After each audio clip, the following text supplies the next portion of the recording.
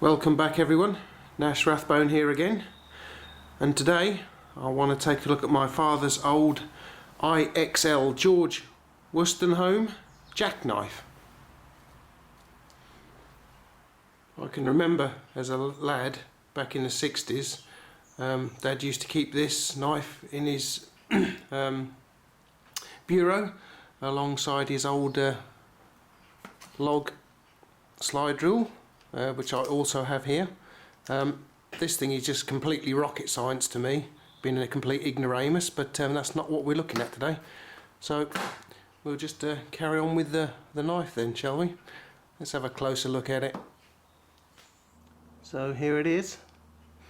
As you can see, it's a little beat up. It's very old. It could be anything from you could have bought it anywhere between 1945 and 1965 when I became aware of its presence. It might very well have ivory scales on it. As you can see, it's a twin blade slip joint, so with little brass spacers by the looks of things in here. So it's still legal carry in the UK, the Nanny state today. Little short blades. It's all pinned together, as you can see. As I say, this is my father's from a long time ago now.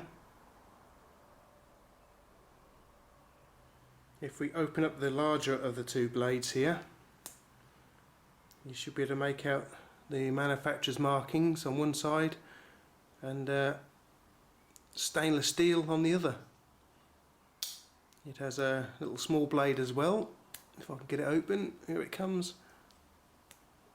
That is marked in exactly the same way as well, IXL George Wostenholm, and stainless steel on the other side as well.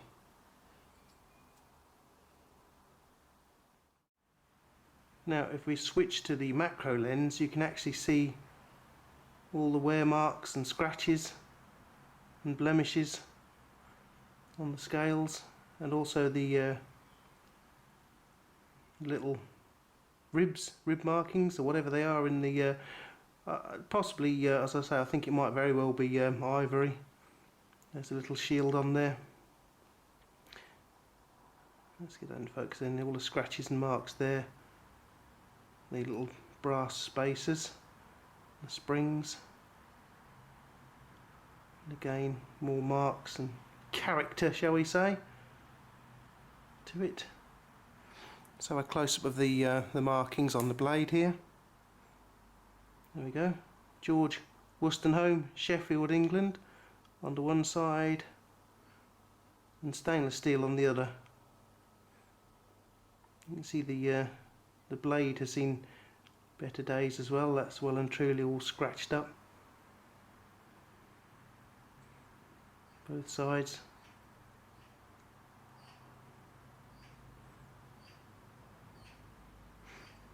I don't know when the last time it was sharpened was either. Let's have a look at the smaller blade.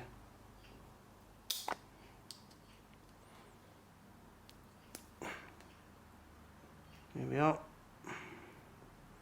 Once again, IXL George Wostenholm, Sheffield. Again, quite a lot of character to it, lots of scratches.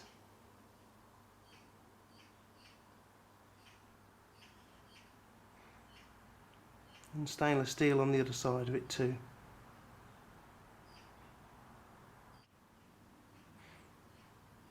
Now returning to the larger of the two blades, so I don't know when it was sharpened last, but if you look here you can actually see there's a great big burr on one side of the blade.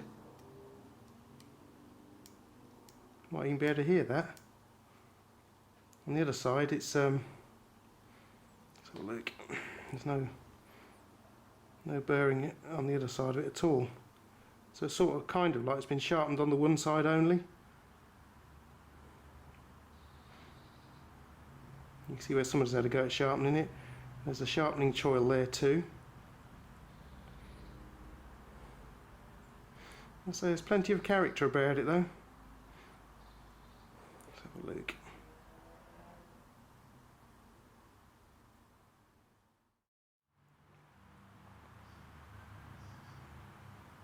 can also see several decades of crud and fluff that's collected inside the knife. Could really do with a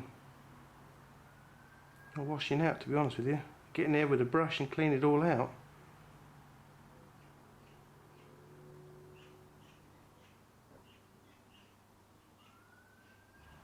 Here we can see both blades in the half open position and the springs at work. So we close them down. There you go.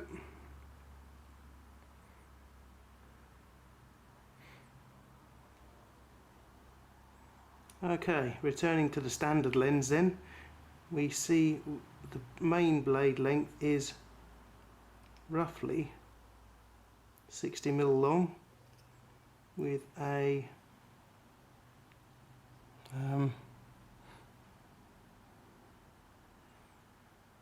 52mm cutting length on it. Get the other blade and have a look at that one. This one is a lot shorter. That's roughly 46mm with approximately 39mm cutting length on it. So again, UK legal carry then, even today. Let's give you some size comparisons. Okay, so here is my Victorinox SD Classic. Quite a lot smaller. And my Victorinox Farmer, which is a bit bigger.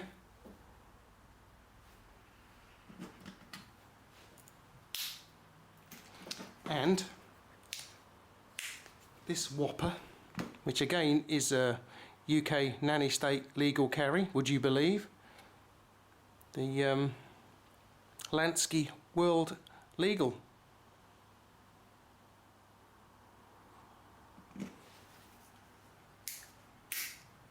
We'll just try a few cutting tests, but to be honest with you, I don't think it's all that sharp. Try a little bit of paper.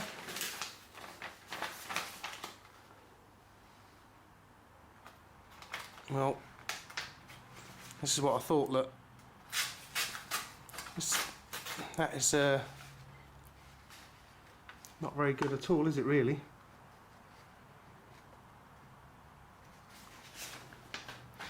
My bag of bits. Try some twine, garden twine. Well, it cut through that all right. Rope. Let's try me rope.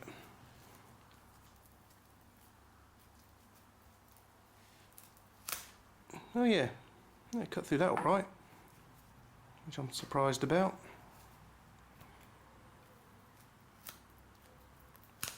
Yeah. Yeah, let's try the if I can find the end of it, that is. Here it comes. The old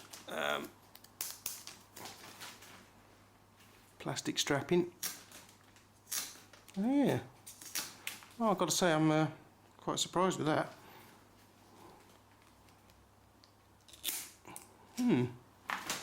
So I don't know when the last time it was sharpened, but it seems to be doing all right, doesn't it? Oh, that's a dog lead. Old Labrador dog lead again. I'm banging the camera as well. Let's come around the other side. Let's try that. Have a listen so we can hear it chopping through. Yep, that's not bad. It's got two blades, so we'll try the other one. If I can fold it over. Right. Yeah, that cuts through it too. Got a squared edge on there at the moment. Yeah, so neither blade is too bad then, really. Better than I thought.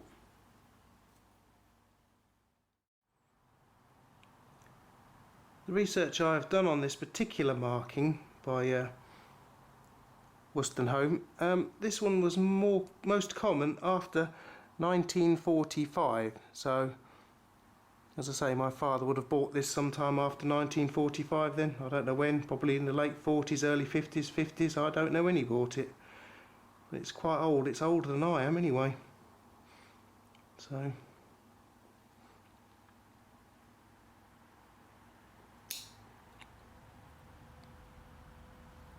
just a few specs here. The closed length is 3.6 inches or 91.7 millimeters.